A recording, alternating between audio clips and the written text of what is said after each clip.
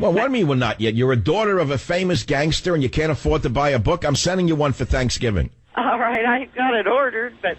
I'm just kidding. Come on, you got a good sense of humor. We got to keep our sense of humor. After all, this is a... Stay on the line, Vivian. We'll send the copy out to you shortly. Yeah, it's the week we're all supposed to be thinking about family, and we are. I mean, I know I'm getting together with a good percentage of very close family members and a very close friend of mine, and I'll have a Thanksgiving dinner. Actually, the night before, we'll have the real dinner, which is Chinese in San Francisco. We're all food nuts. We can't help it. We'll have 3 big meals before the Thanksgiving meal, but nevertheless, we'll all get together. I can guarantee you that the number one topic is going to be terrorism and the fact that we have a government that doesn't exist except to attack and intimidate the people themselves. That's the truth.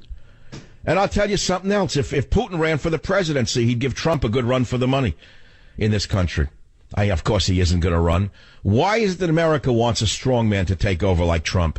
Because we have nothing but the opposite everywhere else. It's that simple. We need strength to fight strength. We need toughness to fight toughness.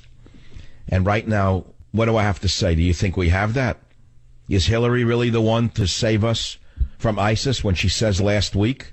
She said it last week. She said Islam has nothing to do with terrorism. Well, you know, it defies logic itself when the organization conducting these most horrible crimes against humanity defines themselves as the Islamic State. Is it called ISIS or BISIS or JISIS or HISIS? Is it the Jewish state? Is it the Buddhist state? Is it the Hindu state? Is it the agnostic state? Is it the Zoroastrian state? Is it the Hindu state? It's not HISIS. It's not BISIS. No, my friends, everyone knows it's the Islamic State except the thin smoking man in the smoking jacket. On that pleasant note, I'll take a quick break. Join the Savage Nation. Call now, 855-400-SAVAGE, 855-400-7282. Savage. Your Savage Nation is sponsored by SwissAmerica.com. It's the only company I trust for tangible assets, gold and silver. Call 800-BUI-COI. It's an interesting topic, but you know, it's deadly serious. We're all afraid that these animals, I wouldn't even call them animals. An animal doesn't do a thing like this. An animal doesn't put a machine gun into a dance hall and machine gun girls, and as they lay dying, mutilate them with knives for all the world to see. These are not animals. These are subhumans. Subhumans. And our government doesn't have the capacity to deal with them because it's filled with frat boys and sorority girls. That's why all the bombing missions, 2 years of bombing, Obama. Bombing, the most powerful air force in the world. What is he dropping? Canisters of what? Everyone knows that if he wanted ISIS out, they would have been out a year and a half ago. I told you 100 times. When I saw that long line of Toyota trucks after they took Mosul or one of the cities, there wasn't one rocket fired by an American plane. So that told me everything I needed to know. The whole world knows Obama's not fighting them. But let's put that aside for the minute. The issue is not that. We're cheering Putin for doing what everyone wanted Obama to do. Now Britain, now France is even sending in an aircraft carrier. Remember, you used to call them surrender monkeys, freedom fries? Well, they're not surrendering so fast. Don't underestimate the French military. And what the Russian special forces will do, you'll never see, because they don't have any body cameras. No helmet cams. No helmet cams. 150,000 Russian troops are going into Syria. What do you think they're going in for? To do what Obama said he was going to do and didn't do. So now we have the new issue. Now we have this. Mr. Gambino's going to be on at 30 after the hour, I just found out, from a hidden location. And he's going to talk about this. And it's the most electrifying topic I've ever covered on this show. Is it immoral to do something with illegal means here?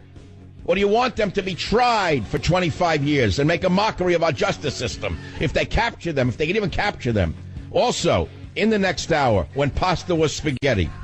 Join the Savage Nation. Call now, 855-400-SAVAGE, 855-400-7282. Savage.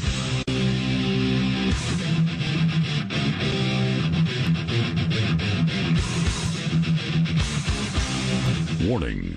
The Savage Nation contains adult language, adult content, psychological nudity. Listener discretion is advised.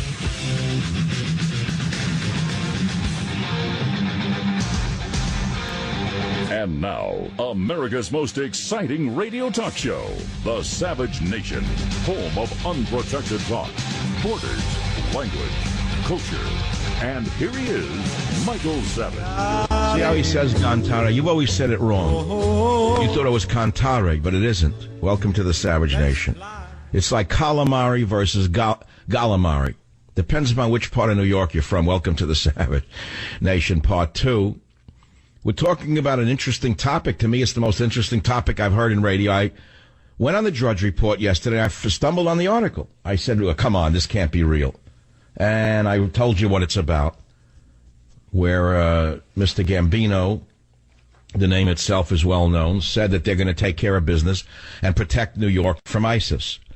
They're going to seek them out and do what they have to do to keep the people safe.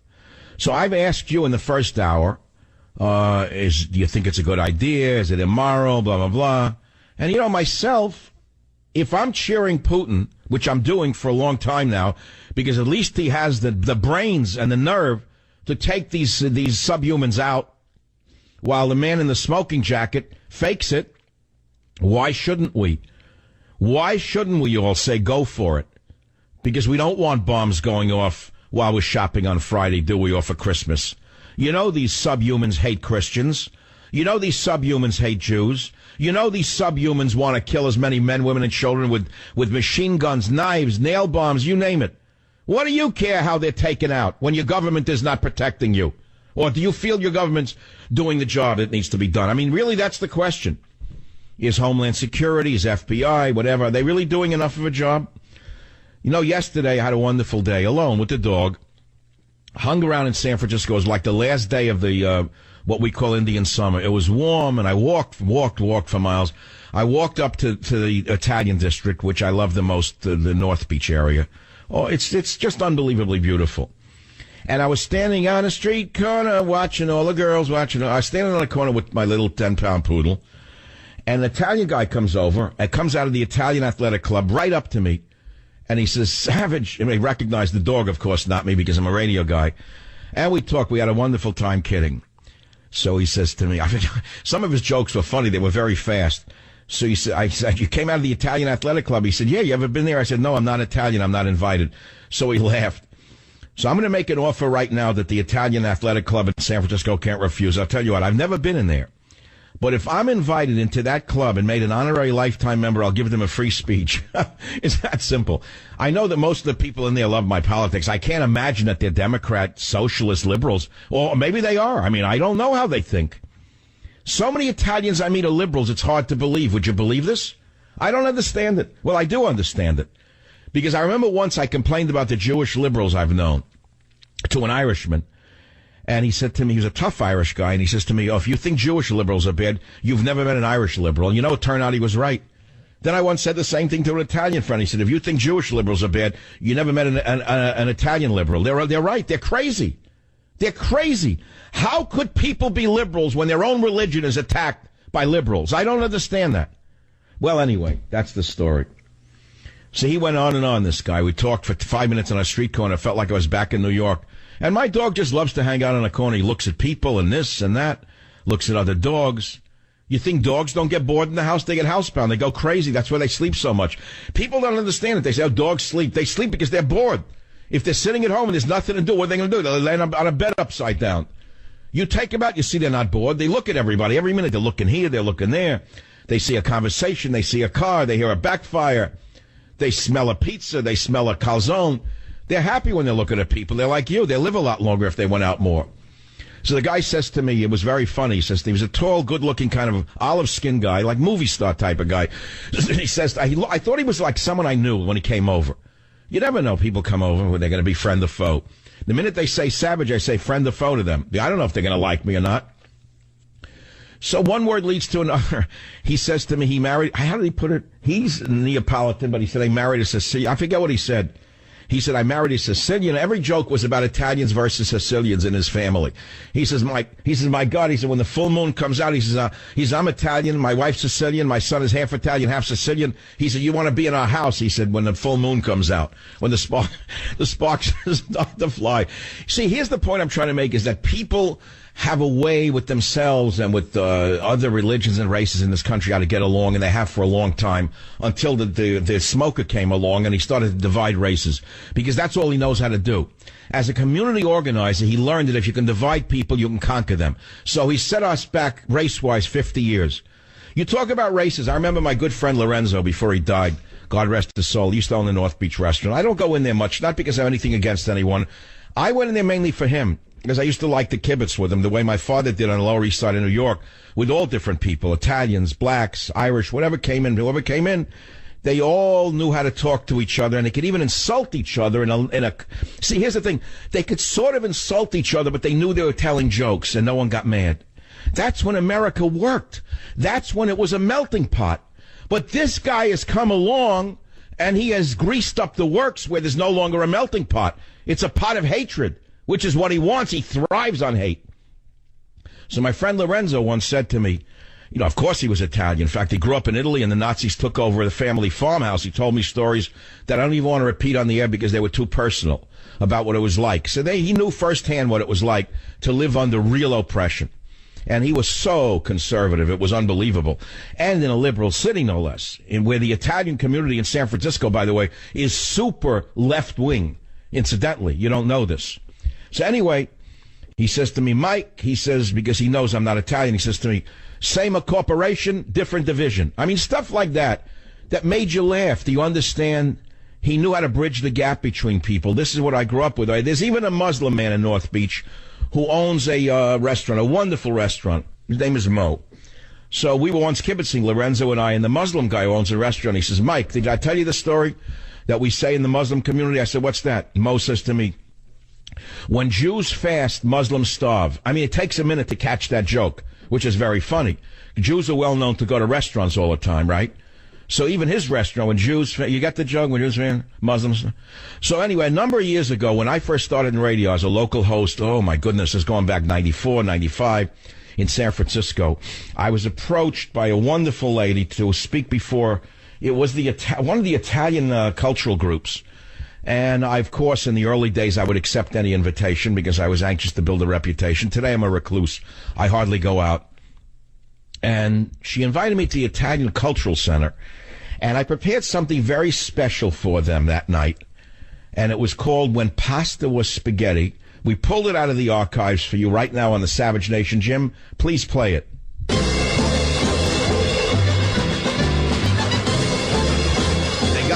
We got the mood set up. It's called When Pasta Was Spaghetti, and try to imagine it, all right? The hairy forearms of New York serve you your coffee with a turning gesture, an offering that says drink, eat, enjoy.